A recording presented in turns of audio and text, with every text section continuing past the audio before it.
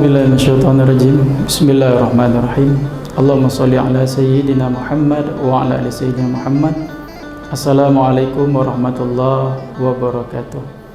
Hamdan wa syukran lillah, salatan wa salaman ala Rasulillah alladzi la nabiyya ba'dah wa la haula wa la quwwata illa billah. Rabbi shrah li sadri wa yassir li amri wa hlul 'uqdatam min lisani yafqahu qawli. Subhanaka la ilma lana illa ma 'allamtana innaka antal alimul hakim. Baiklah pemirsa yang dirahmati Allah Subhanahu wa taala, dalam kajian Ramadan Al-Wasliyah Kota Medan kali ini itu mengangkat sebuah hadis dari baginda Rasulullah sallallahu alaihi wasallam. Satu ketika Nabi ketika khutbah, Nabi naik ke atas mimbar.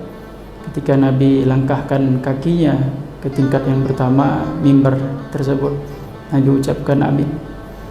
Kemudian Nabi kembali naik pada tingkat yang kedua, Nabi katakan juga amin, kata Nabi Muhammad. Sampai pada tingkat yang ketiga, Rasulullah ucapkan amin. Dan ucapan ini didengar oleh sahabat Rasulullah sallallahu alaihi wasallam. Setelah selesai Nabi Muhammad ditanya oleh sahabat, "Ya Rasulullah, kami mendengar kau ucapkan amin 3 kali. Limada ya Rasulullah? Kenapa ya Rasulullah?" Kata Rasulullah sallallahu alaihi wasallam, pemirsa yang dirahmati Allah, tadi ketika aku akan naik ke mimbar, atana Jibril alaihissalam. Malaikat Jibril mendatangiku, kata Rasulullah sallallahu alaihi wasallam.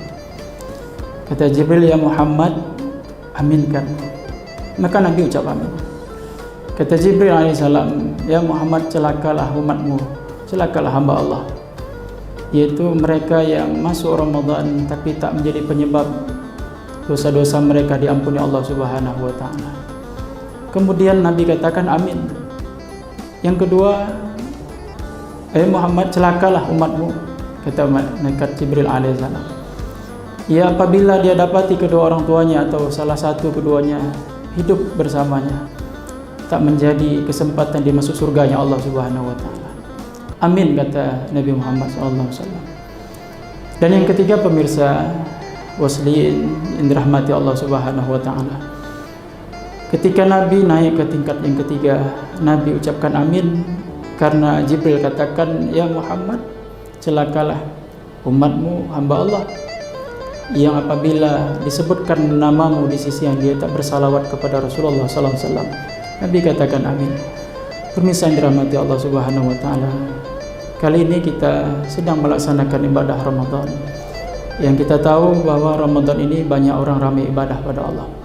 Bahkan ramainya orang-orang Islam, orang beriman ibadah di bulan Ramadan ini. Pernah ditanya orang kepada Imam Ahmad bin Hanbal, "Ya Syekh, bagaimana pendapat engkau tentang orang yang di Ramadan rajin ibadah pada Allah, tapi di luar Ramadan tak rajin ibadah kepada Allah?"